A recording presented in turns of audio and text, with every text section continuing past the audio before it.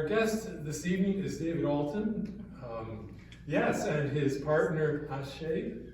And, yeah, I got it right. I see you on the TV, on the news every now and then, regarding encampments. And that is, I know your parents, and so I've always been curious to know, what is David doing? How is he involved? Does he work for someone? Is this just out of his own heart, his own passion? It's probably a number of things. I've asked David to kind of explain to me, or to us as a group, who he all, what different hats and layers he wears in this work that he does. And so get your pencils out, and we'll write these down. Come on up, David. We'll do a free-for-all for 45 minutes of sharing, and then we'll do questions, unless you need to interrupt and say, hey, that makes me think of, and we need to hear that. So we'll take that in. Let's just ask God's presence here. Thank you, Lord, for the ways in which you have been with us today, providing for us, nurturing us in the worship service here this morning, and opportunities to perhaps visit with family and friends in the afternoon. We ask that you would be among us this evening and give your peace and joy to David as he shares, and may we be strengthened and encouraged, and maybe even a little more enlightened on this topic. We ask this in Jesus' name. Amen. Welcome. Thank you, Don. It's a pleasure to connect with you all tonight and just talk about my work, because I think we're all seeing it. Homelessness and the housing crisis is bleeding through every community across Ontario. I was up in South Bruce Peninsula the other day, and they were telling me they have 17 homeless people in Wyerton. And so it's like, okay, if Wyerton's having that level of homelessness, then we all have to really batten down and get focused on how we can help people navigate this crisis. So to start, yes, I am David, and my parents, if you know David Alton, who was regional minister for a while, and my mom is Valerie Weaver from Elmira Mennonite and Norman Sioux, if you remember them. So that's kind of placed me in that world. If that helps. So currently, at the moment, I work for an organization called the Social Development Center of Waterloo Region. We had a name change about 5-10 years ago, but we used to be the Social Planning Council, if you had heard of that.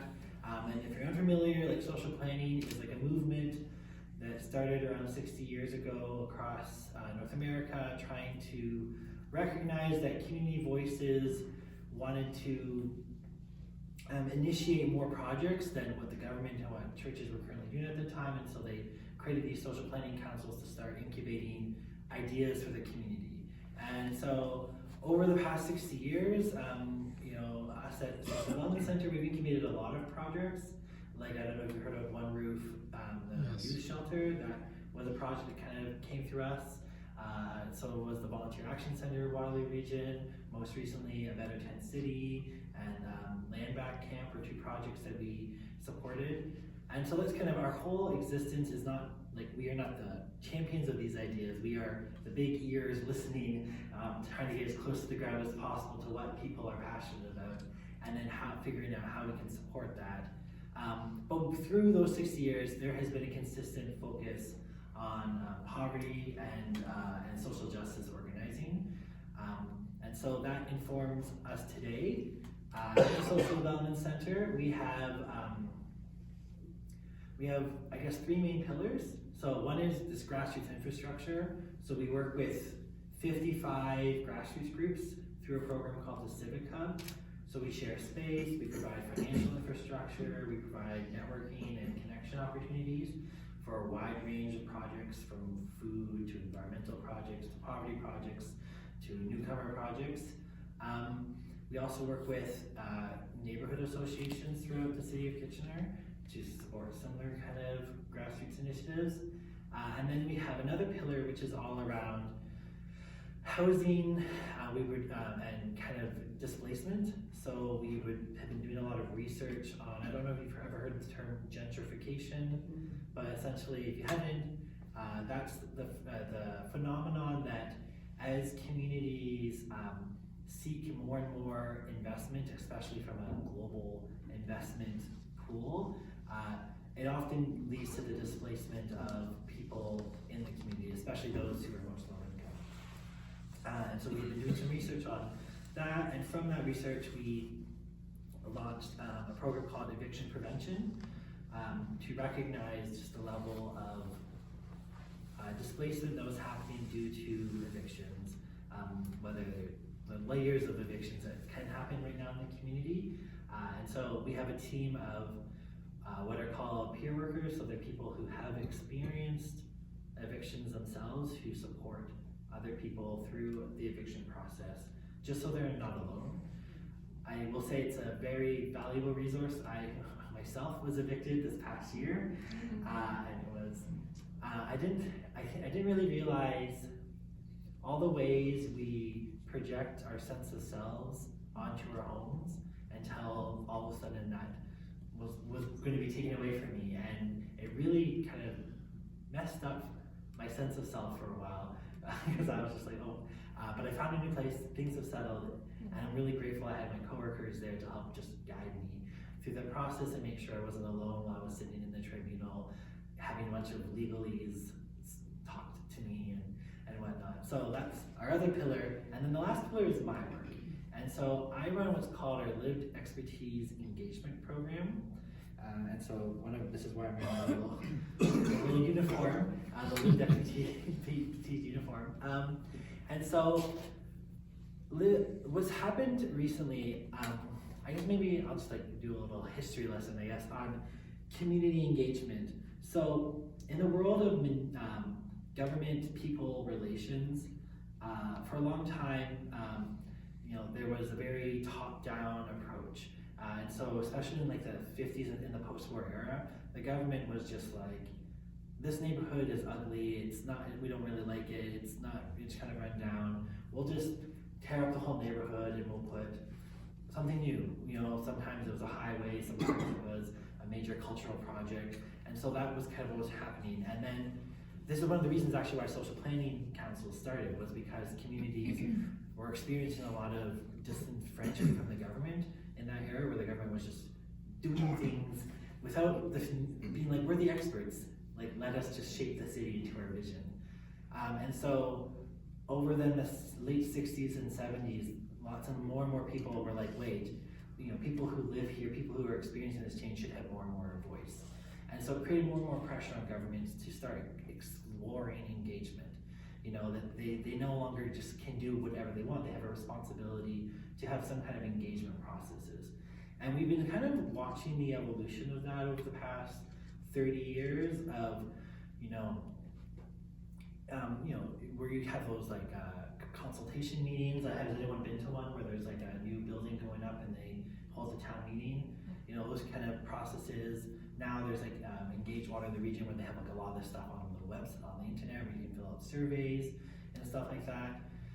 So there's this whole idea of engagement, and what's happened in the past, I would say 5 years in a real big way, especially in the world of housing and social services, is that engagement was hitting the people who were most able to access engagement. Were a lot of people like you, people who had time on their hands, who had a bit more income stability on their hands, and so they were the ones most actively using engagement. But in a social service system, those you probably don't know what needs to change in a transitional housing center, or how to make a low-income childcare program work the best. And so this is where there's become this real call for folks with lived experience to be involved in the consultation. And at first it was really messy, because when you stick people who had been really traumatized by a lot of things in the room with everyone else. Before I was brought onto the Social Development Center, we were working with the City of Kitchener on their Housing for All strategy, and they were trying to stick lived experts in the same room as developers and as city councilors and academics, and it got very conflictual very quickly, because there was this experience that was trying to be expressed, but it wasn't being expressed in a way that government had traditionally received information. And there was all these tensions and dynamics between all these people, because there's different power relations and different perspectives that they all had. So this is where kind of lived experience has continued to kind of evolve, and where my role has stepped in. So in 2022, after that disaster, well, it wasn't a disaster, after it got really messy on the City of Kitchener's Housing for All strategy, the City of Kitchener and Social Development Center came together and were like, we need a space, a process that is actually really carved out and designed for people who have lived experience. And so this is where the Lived Expertise Working Group came about as a project. And the way I define lived experience is it's not just about having, experienced homelessness or experienced, living in a shelter for 2 years. It's also having experienced the process of advocacy and the process of trying, sending emails to council, showing up and delegating, trying to talk to the media, trying to get your voice out there.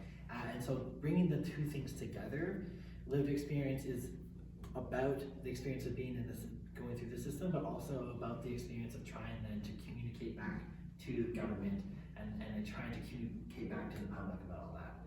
And so that's what I've been doing since 2022. It's had ups and downs. We've had to shift and evolve. The Lived Expertise Working Group, it continues on at the City of Kitchener, and because of the advocacy they were doing, when the last regional election happened, they brought all the regional councils together and were like, you need to prioritize the expertise, and regional council listened. And so then when the plan to end chronic homelessness was brought forward, regional staff brought us, SCC, along to build out a whole lived expertise engagement process through the plan to end chronic homelessness. So that's where I've been spending a lot of my time, is looking at the region's big strategies and plans for ending chronic homelessness, and creating space for a roster of 35-ish.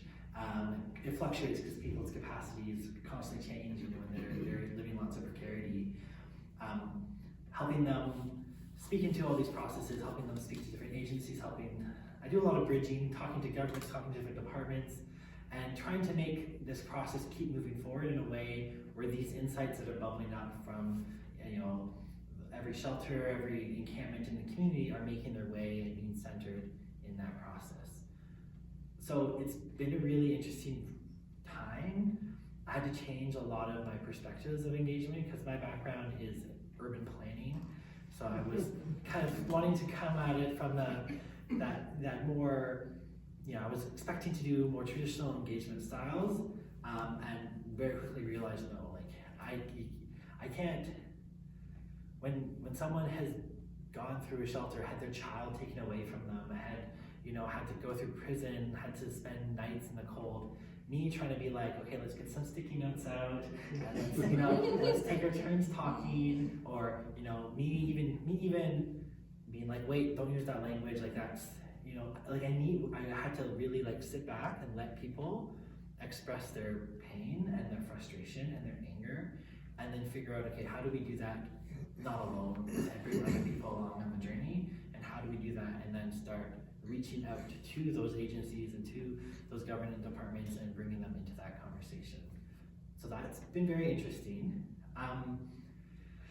And I think I'm really excited. One of the reasons I was really excited to talk to you all is because, there's a lot that is going on in the world of homelessness and housing, and I think there is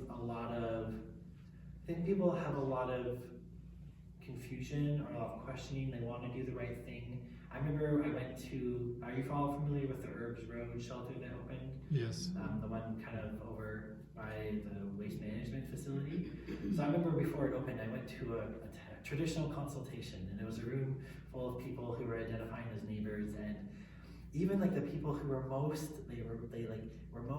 afraid or most skeptical, even they were like, I know that there are bad things happening to homeless people, and I want to do my part. Please help me navigate through my complex feelings and figure that out. And that's where I'm like, okay, it's really important then that we actually bring the conversation out into communities, because communities have a huge influence on what happens. You know, it is. I'm sure Sandy has told you the journey of trying to, you know, find locations. Like there's huge. Ever since Out of the Cold closed, there's huge gaps in terms of finding locations for shelters, especially or warming centers even. And when communities are stuck in that fear and confusion and wanting to know, you know, they can become huge obstacles because like, what do you mean you're gonna put this there? I need to understand. You need to bring me along on the journey. And if we don't spend the time to do that, then all of a sudden it makes it much harder to find locations for shelters, warming centers, transitional housing, all the different parts of that spectrum. So I'm excited to talk to you, and I want to make a lot of time for questions. But I want to maybe I'll take some like the main stories I hear and try and help, you know, reframe them a little bit, because I think one of the there's when people encounter someone who is homeless or who they perceive to be homeless, because it's actually sometimes very hard to tell, because there are many people who are homeless who are still working. There are many people who are homeless who are like homeless as a whole family, homeless as seniors. So it can be hard to tell, but when we encounter people who perceive homelessness, there's a lot of reactions that people have. And I think our first like lens or script on that is that like, oh, that person is unsafe or makes me feel unsafe. And I actually don't know if that's fully accurate to what people are feeling inside yourself when you encounter someone. I think when we are encountering someone who is experiencing unsafety, right? There's so much, you know, there's this real pull, like a big pull of compassion, but then there's no resources or anything like to help. So you feel that huge weight of seeing someone experiencing suffering and not feeling like you have the tools to help. And I think that gap can often be interpreted as like, oh, that's a feeling of unsafety, but maybe it's just really the uncomfortability of encountering suffering. And I think, and like, there's, you know, we from there in that experience, we can jump to a whole bunch of ideas of what's happening. But like, what's really happening for that person is that, you know, the people who are homeless in Waterloo region, like they are experiencing the same suffering that we have hear about all around the world when it comes to like war and famine and all that. Like so many of their basic needs are not being met. And that's I think a very foreign phenomenon to us, right? And so I think we need to start really like honoring like that's a huge gap. And what do we do about that gap? And maybe in that moment, we don't know what to do about that, but that's where when we come together as communities, we can do something about that gap. Because there may be, you've likely seen it, people who are homeless experiencing maybe erratic behavior, maybe they're talking to themselves, they're shouting out loud, maybe they're expressing anger and frustration, maybe they are using, you know, different substances, maybe they are, you know, if you've like what's the word?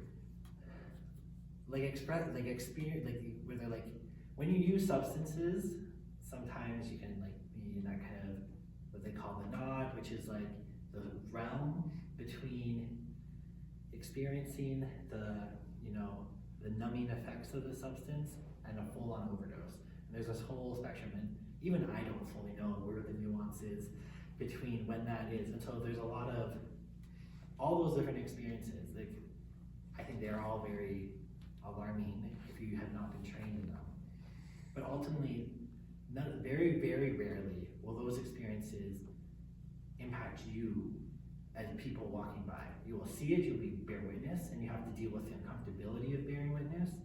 But like most likely, those people are experiencing a lot of unsafety, and you are experiencing the uncomfortability that we have that level of unsafety in our community. And I think that's when you hear people talk about, like, you know, I saw someone say, you know, be like, I don't go downtown anymore, I don't feel safe. And I'm like, what's happening to you when you go downtown? Like, are you being hurt? Or are you just not wanting to navigate that uncomfortability? And I think it's really important that we get really critical about safety, because there is unsafety that is happening. And if we can honor that, most of the time it's actually 100% our empathy, just feeling overwhelmed by the scale of that unsafety. There's a lot of power in actually being able to be like, I'm actually not afraid, I am caring in that moment. How do I turn my caring into something? And that's where there's not a lot, then you hit the next gap, which is, okay, you had that emotional experience, where do you go from there? You know? And it can be hard because so many of our social service agencies are very overwhelmed right now. You know, there's been a lot of underfunding and defunding across both the federal and like we're in a culture for 40 years of not prioritized funding this stuff, right? And so there's a lot of these agencies that are really, really stressed in, and so you try and go to them, and very few have volunteer programs, very few have outlets for you to actually help, right? They're trying to just scramble their own thing, and so this is where churches are really, really critical right now. Probably more important than they've been in a while in terms of being places where people who have that empathy can come together and talk about it and can do that work that these agencies are too overwhelmed to do. In terms of the work of brainstorming, the work of being generative and creative, the work of finding cracks and naming cracks and gaps and finding opportunities, there's huge, that's what STC is very privileged. That because we're not really a direct service agency, we're more of an advocacy agency, we get to do that. And I think you, as Sanjay has mentioned, you are also well positioned to do that kind of work in terms of finding what is the gaps in your community and how do we be generative for your community. And as I was talking to Sandy, there is homelessness in Woolwich. You're very blessed that your township has not chosen a punitive direction. But there's going to become a point where, as homelessness becomes more and more, the pressures become more and more in your community, that impulse towards criminalization and punitive approaches will be very much on your council, and they're going to need the help of people in their community to be like, no, here's the people in crisis, how do we be creative and compassionate and generative rather than scared and restrictive and in the gap. So that's kind of the hope I have for you all. When we think about the housing crisis, I think something that is helpful. Another thing I hear very often is people get frustrated at homeless people because they feel that homeless people are choosing this or rejecting options of support. And there is I think it's very important to say that homeless people have choice. It is important that we honor the fact that they are humans and have agency, and respecting their agency is something that's really important. So I don't say it's not that they don't have any choices. They have a lot of bad choices, and they are people who have agency who are trying their best to make choices in that set of bad choices. But for the vast majority of it, homelessness is a policy failure. The federal government stopped building social housing in the 1980s. And if you look at our affordable housing stock in Waterloo Region, it is the buildings that were built prior to 1980s are the current affordable housing stock. So there's just, that's a big gap from 1980 to now in terms of policy choices away that were taking away all that social safety net in our housing crisis, which means that our housing market is very, very dependent upon the private sector to make choices. And when you look at at the housing development, you have whoever's providing aggregate, the wood, the other materials. You have the builders, you have the developers, the contractors, all these different parties involved, and they're all working on a model that is dependent upon them making profit. It's very, very, very hard for that body to make affordable housing. They're very much incentivized entirely against that, right? But when you look at the municipal tools when it comes to housing, every municipality is constantly, we've built our planning tools and our development tools entirely to be dependent upon private developers building the housing. And so when we look at currently what the provincial and federal governments have been doing, all their actions in housing have been throwing money at the private sector. Build more housing, build more housing, build more housing, but the private sector is not going to build more. They will build housing as they are able to make ends meet within their framework. right? And so then we're not getting the housing numbers we need, and the housing that we do get is not, it's not affordable and will never be affordable. And that's why we see this pressure to change the definition of affordability from 30% of your income, which was the federal government's definition, to 80% of the market rate, which is the provincial definition. So there's a lot of policy choices that have been made here, which is why it's very important that we communicate and put pressure on those at the provincial and federal level. But it also means that we have to really reevaluate the way we are talking and looking at homeless people. Yes, they're making choices in a bad situation, but they're also they're not responsible for this huge policy framework that has put them in this position, right? So, and so many of these behaviors that we find very difficult, whether it's talking, shouting, aggressive behavior, drug use, so many of them are coping mechanisms from the stress of, as I said, when I lost someone, I had my eviction, it really messed with my sense of self. But then if you had, 5 evictions that finally led you onto the street, and then every day you are evicted from, the warming center, after it closes, you get evicted out of that, to the shelter, you then get evicted from that in the morning. You're constantly experiencing eviction over and over, and you never have any time to take your sense of self out of your body and have it hold it anywhere safe. And so then we have all these coping mechanisms that people have, and so many of these behaviors that we find difficult are just people's coping mechanisms from that very traumatized state. And if I could say anything, it's that the biggest bias we have to navigate with is that we have confused poverty with the justice system. When someone does something bad, we send them to the justice system, and the justice system is supposed to process that.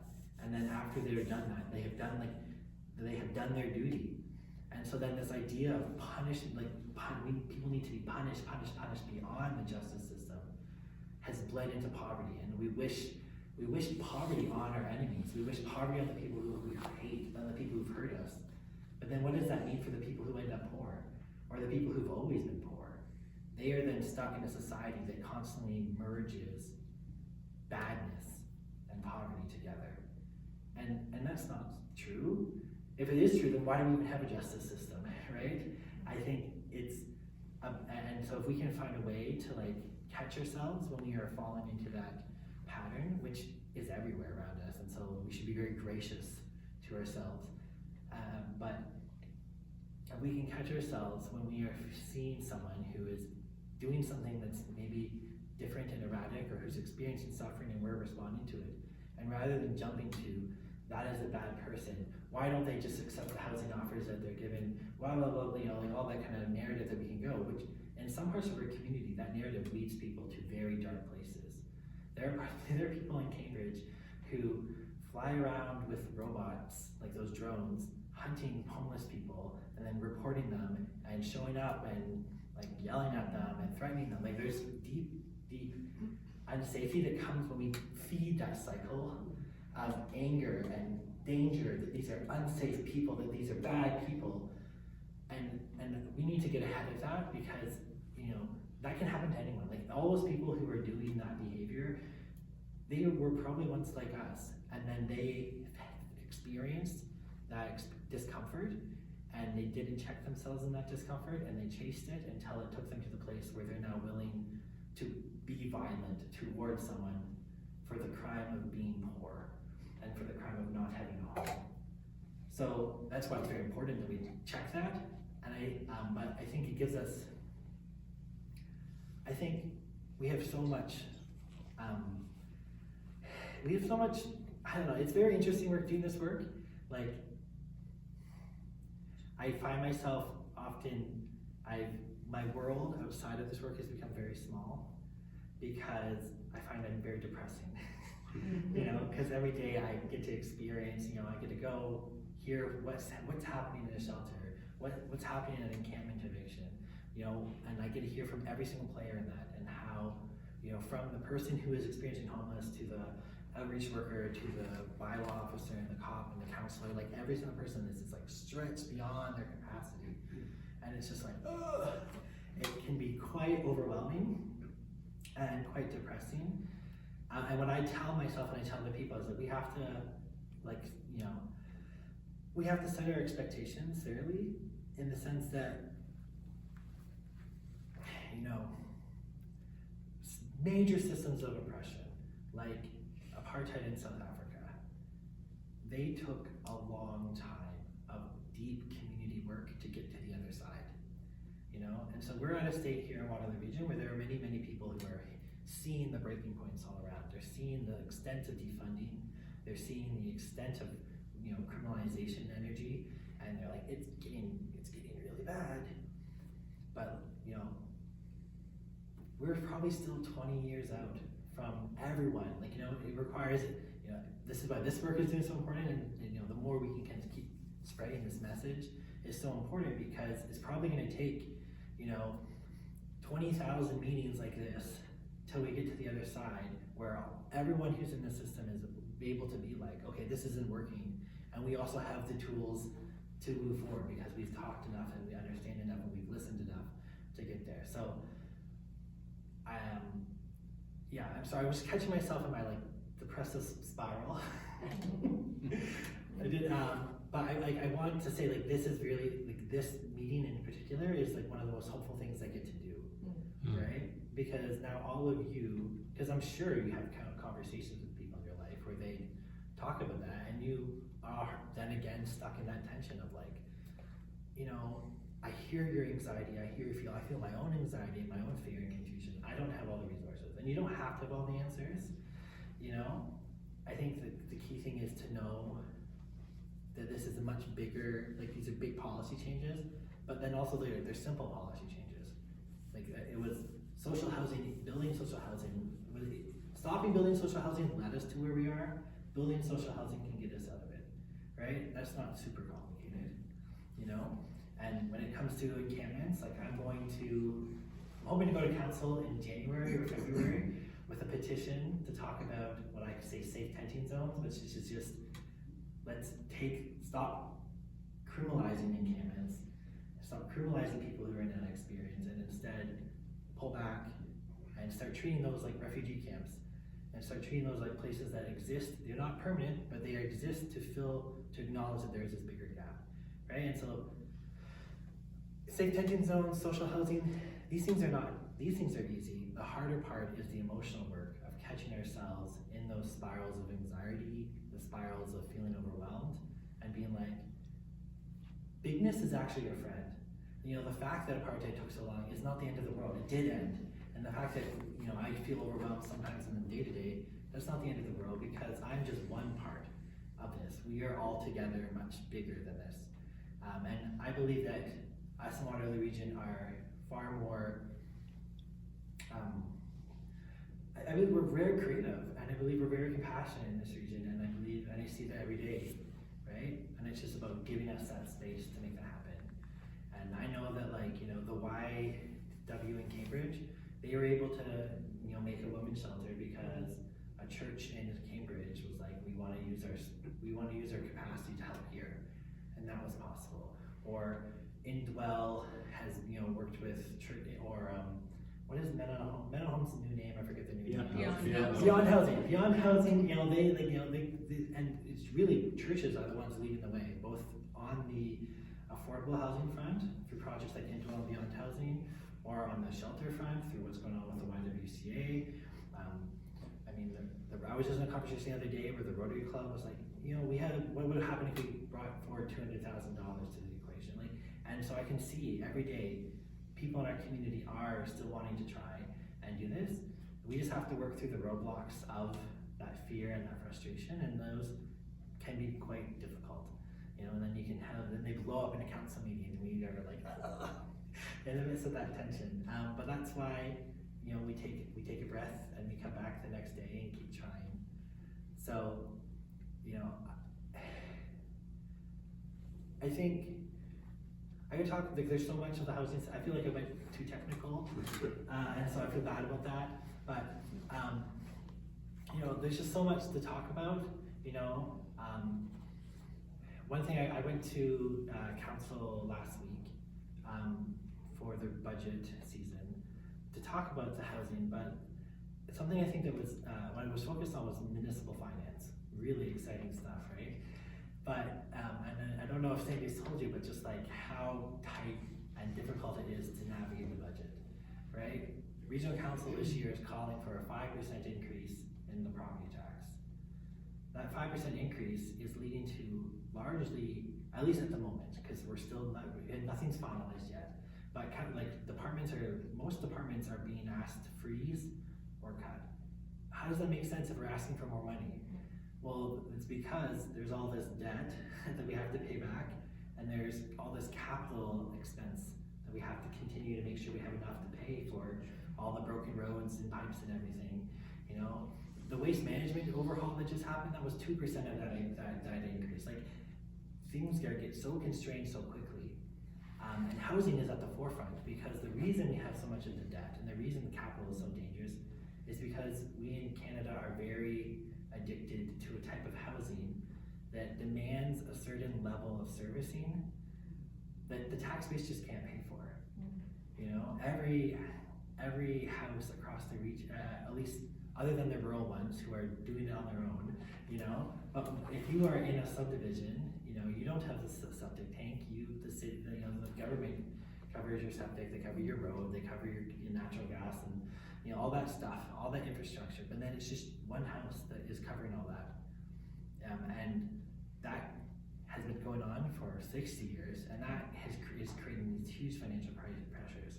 So rethinking housing does not just help us rethink and help with the homelessness crisis, but it also helps with the municipal budget and give it more breathing room. But it means us confounding our own expectations of home and housing, right? Has anyone heard the term financialization? So financialization is this idea that housing has gone from a thing that people, like from this idea of shelter to this idea of investment. And this is something that I think we've all experienced. You know, there was a time when housing was a housing, and then all of a sudden there became a time where housing became, that's your retirement. And then housing became, oh, well, you know, if you've paid off your mortgage, you know, if you paid off your house, maybe you buy a second house as an investment property, right? And that's like small scale stuff, but we're at the stage in that process now huge companies and pension funds and stuff are like, hey, there's money to be made off of housing. And so housing is actually becoming a huge chunk of our GDP now because so many different players are using housing as a tool for investment rather than shelter. And this is like another tension point. You know, we have the tension point of us working through our compassion and that gap and that confrontation. We have this whole merger of poverty and punishment that we have to work through. But the other one we have to work through is this idea of housing and investment.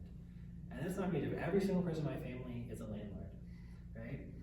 And so I grew up in that culture that was like, of course you use your housing as your investment, of course you seek it out. But when we open the doors for that bigger and bigger and bigger, it leaves less room for housing to exist as a shelter, you know? And if we had big ideas about housing needing to meet, you know, everyone needing to have that white picket fence house that pushes that municipal button, you know, a white picket house without the rural amenity, you know, because a farmhouse, they pay for everything on their own. It's when you're in a subdivision, that's when you put all that burden on the government. You know, those expectations have been building for 60 years that we all live through, right? And so this is where we should be very gracious to ourselves, because this is decades of culture that has created this crisis. But it does come to a point where we need to be ready to start interrogating that. And how do we reframe housing back into back from investment to shelter, which means thinking differently about investment? How do we reframe housing from I want spacious housing with complete servicing but no taxes to I want to pay, I want housing that is sustainable and contributes to culture, to the community. How do we, these are some things that we're going to shift together slowly. So I imagine we're then, because of that we're going to see homelessness for probably at least 25 to 30 years.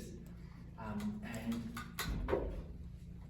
all the more reason then for us to really unpack those other things around our views of poverty and punishment, and our view of, and just like recognizing safety, like is it unsafety or is it actually compassion that is trapped because it doesn't know how to be compassionate in that moment. So those are my ramblings about housing. I know I kind of went all over the place. I think I'm also supposed to talk about my past. Is that right, Don? How did you get to where you are? Yes, I can share a little of my past and then we can open to questions. As I said, I'm an urban planner, but not really. Like, I feel like I've been straddling two worlds for a very long time, because my real interest is in community conversation, but there's never been a full space that can hold the community conversation that I want to have. And so, throughout my life, I have jumped back and forth between the secular world and the sacred world, chasing the space to have conversation. So I have two masters. I have a master's in urban planning and a master's in theology, because I was chasing these two different worlds. Right? I tried my hand at urban planning. I was working in Toronto.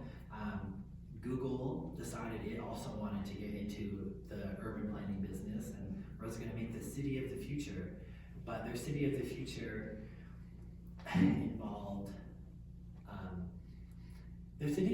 involved government giving them land for free and tax revenue for free, so that they could gather their own tax revenue and user fees. So it was actually like more privatized government, and I was like, this feels icky. Everything about this doesn't feel right. Like, the government can be government. Why should a corporation be government? And also, when the government says design a plan for 20 acres, and Google designs a plan for the entire city of Toronto waterfront, things felt iffy. So I was like, this secular world is lost. Like, they are not ready to have community conversations. Their town hall meetings are people just yelling about, I don't want tall buildings and stuff. That's not the fullness of conversation we need to have about our future, about what we want to be together as a people. So then I jumped, and I've been trying, jumped into the secular world. I was doing Masters of Theology at Grable. And in that space, my relationship to theology has been very interesting. It started, how many of you are familiar with Fraser Lake Camp? Yes. So I went to Fraser Lake Camp for my whole life. And then one summer I was leading their leadership program for teens. And it was at a time where Fraser Lake was navigating, its shifting relationship to faith. And so there was essentially there was a lot of drama, as camp can be, but the camp pastor quit out of the blue. He's like, I don't like what you're doing here anymore. I'm going to leave. And so then, even though faith programming was a big part of our programming, we had no one to lead it. And I just happened to have space in my calendar because the teens I was leading, they were doing their practicums now, so I had capacity. So I was like, okay, I'll try my hand at this ministry to youth thing. And it was really interesting because I was like, at camp, it's 1 week where children from across this GTA were coming. I have no idea what their faith background is. And I have to support their faith journey in that's 1 week period. And so I asked around, what do you do? What do you even tell a child at that time that will help them on their faith journey? And everyone came back to me with the same message. Children just need to know that they are valued. And I took that really to heart, in the sense that, why do I need to complicate that more than that in that 1 week period? And so we focused really, for that whole summer, we just focused in on this concept I called joy, which was just the experience of being valued. How do we help children recognize that in themselves? And how do we help them find paths to that experience of just being valued, and knowing that they are valued because God created them, right? Just because, not because they don't have to justify anything, that they just are valued. So that got me really interested in that idea. So then after the the conversations with Google went terrible. I was like, okay, let's go try this with theology. But it was difficult, and I think you have probably seen the tensions that the Mennonite Church is currently navigating, right? I was at school, but I had to spend a whole bunch of time not doing schoolwork and instead doing activism because I was one of the few openly queer students, and the other openly queer students were really struggling. And I was like, okay, how do I help this conversation, right? And then trying to then think about the people. I was at the time of doing activism in the city. I was in there was big movements going on in Waterloo region.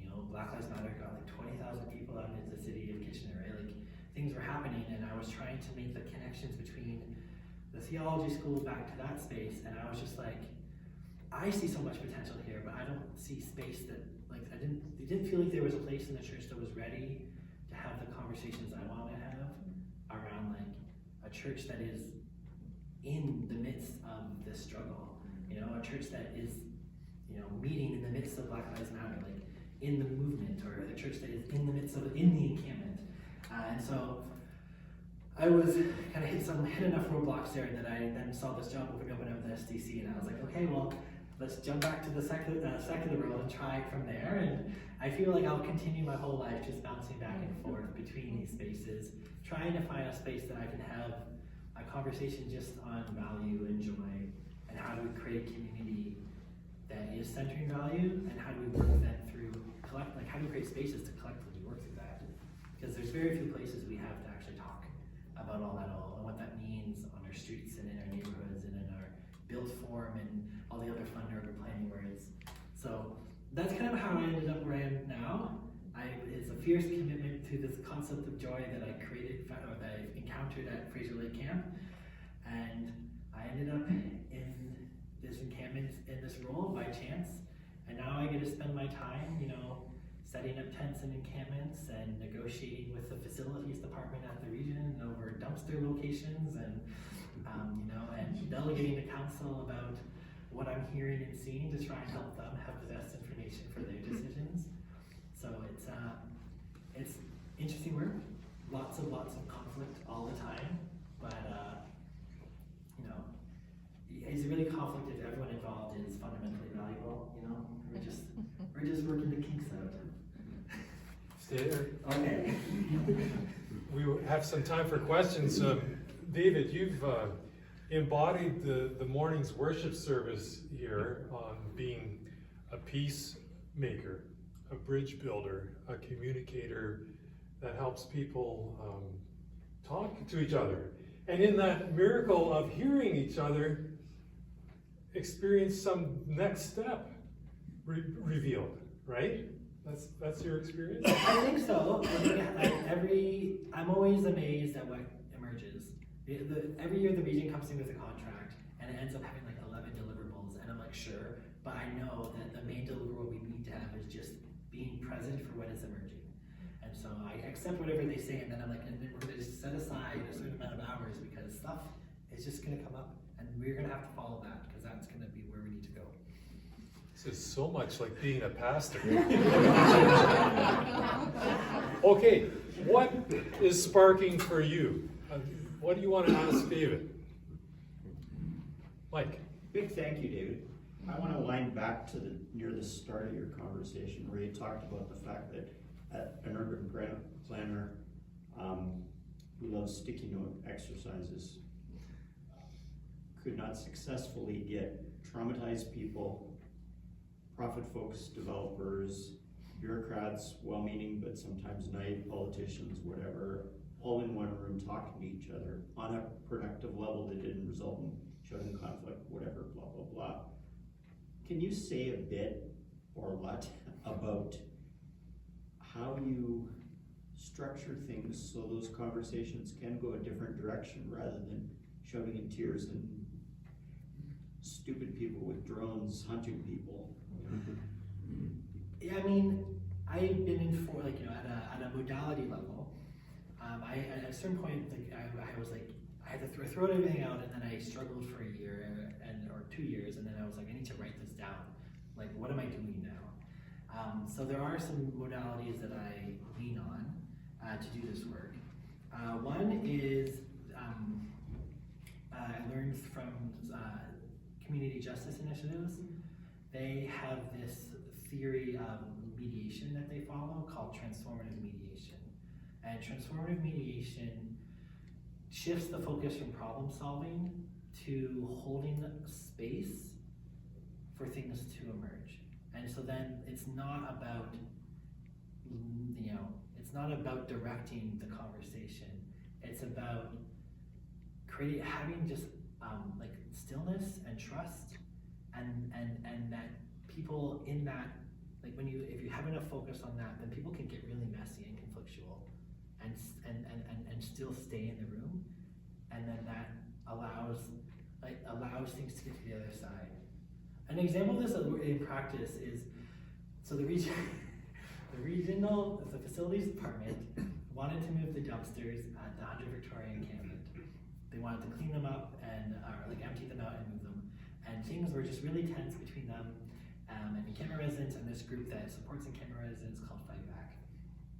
And so I showed up on the day, and I was there to try and negotiate. And at the very beginning, I did the negotiation, and it was like, okay, we have a plan. But then all of a sudden I saw everyone just backtrack. And even though we had this plan, both the facilities department and Fight Back, they needed to yell at each other for 2 hours.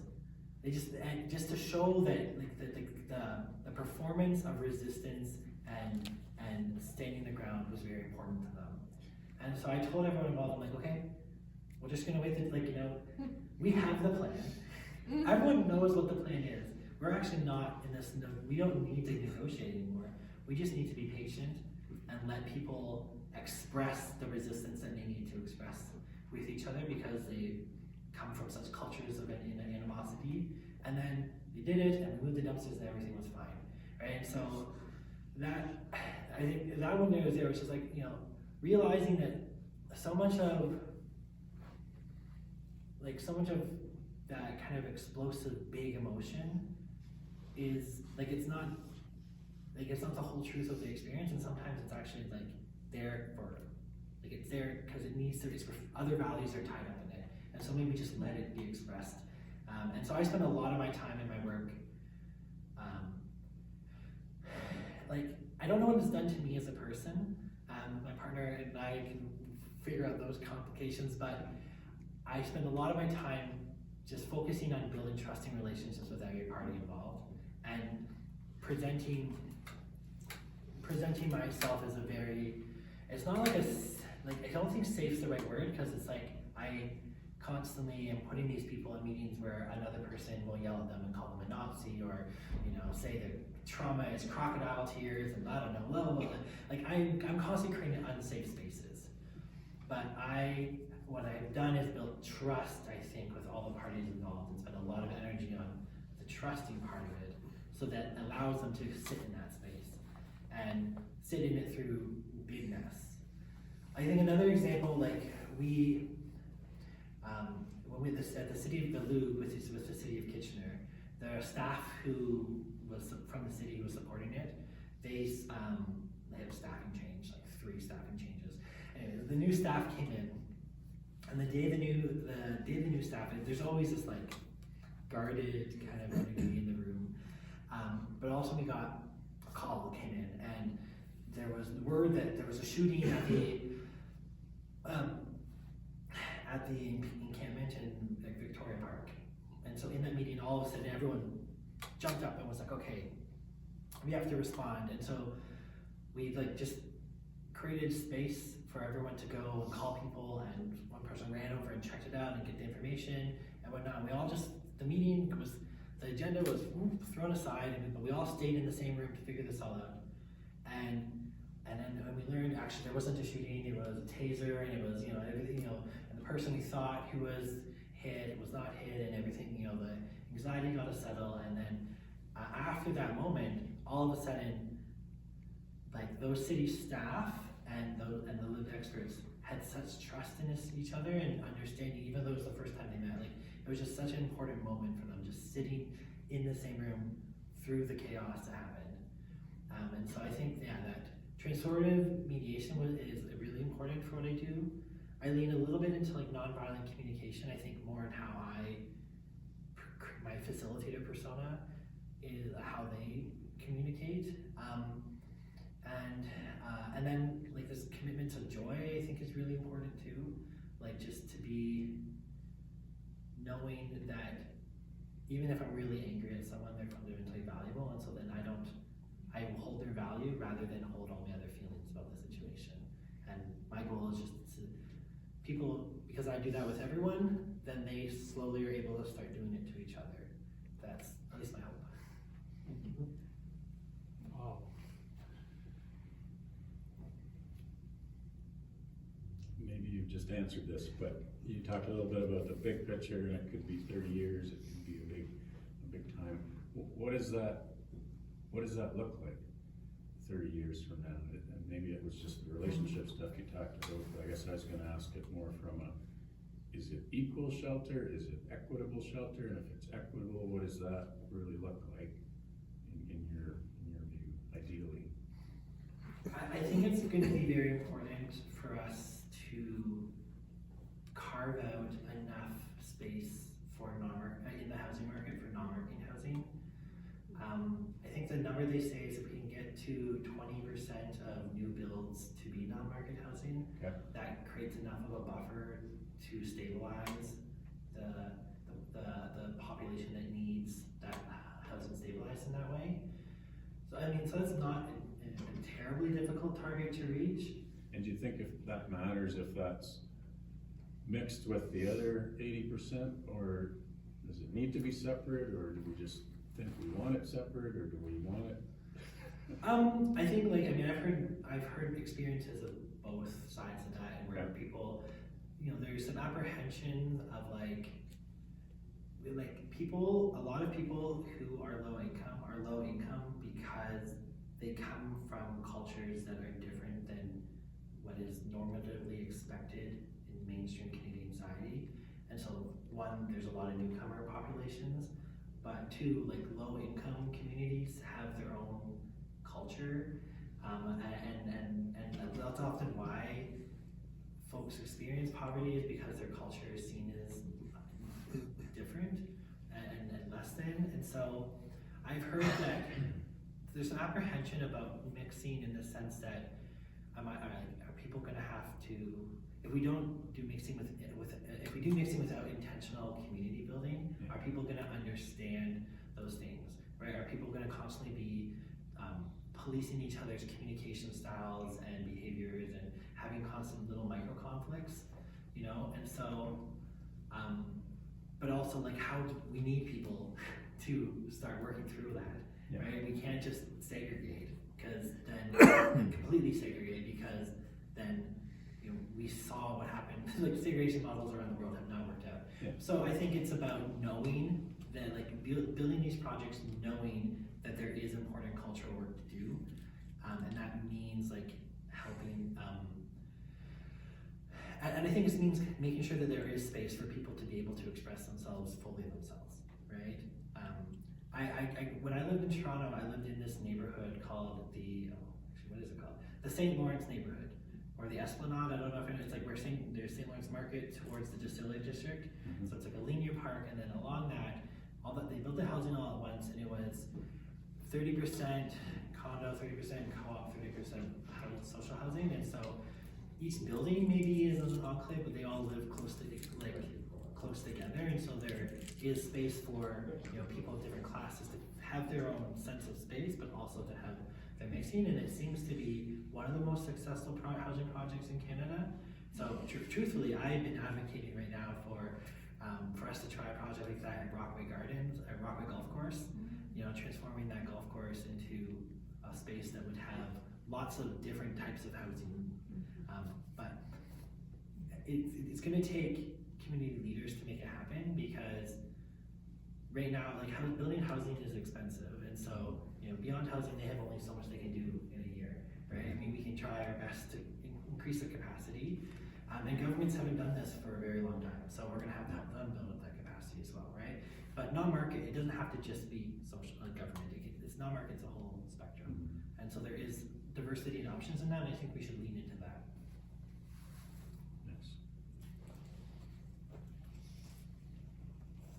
It's 30 seconds before 8 o'clock.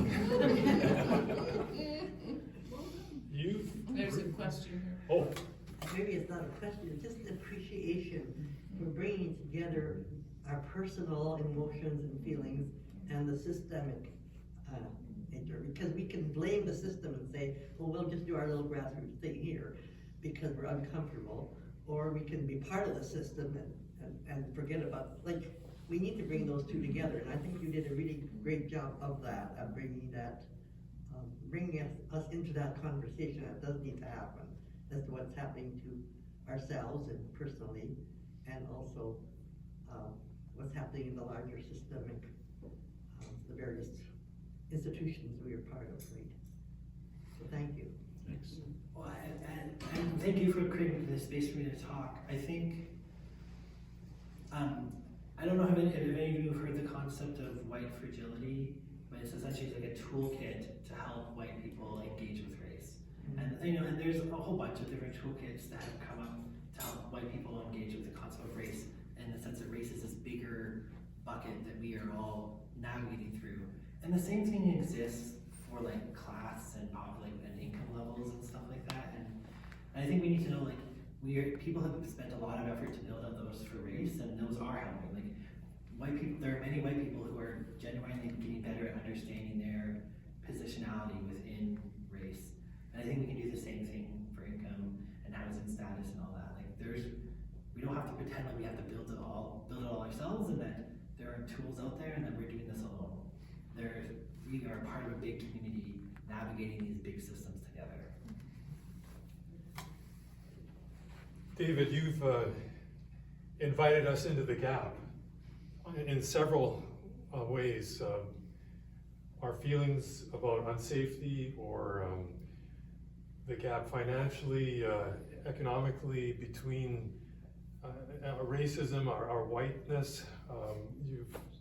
You've welcomed us in, and you've made it feel like we could actually feel these feelings and visit and have conversation. I'm just very grateful for that. And I think because we're now in the gap, I'd like you to stand up and come and surround David and Ashley. Would you come too?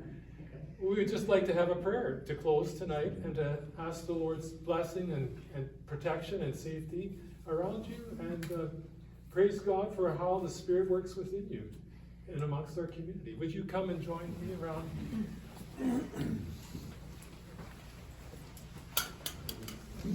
And maybe we could reach a hand and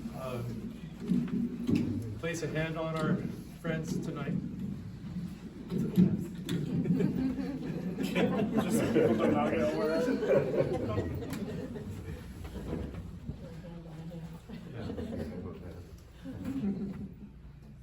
Thank you, loving God, for being with us this evening and for gifting us with David's insights and stories and ways in which he stands in the gap and helps communication and helps people feel valued, no matter where they are on this trajectory. We ask, Lord, that you would bless him and keep him and Ashley together as a team. May they experience your power, your leading, and continue to be a gift to us in encouraging us in our next steps as a church. We pray this in Jesus' name. Amen. Amen.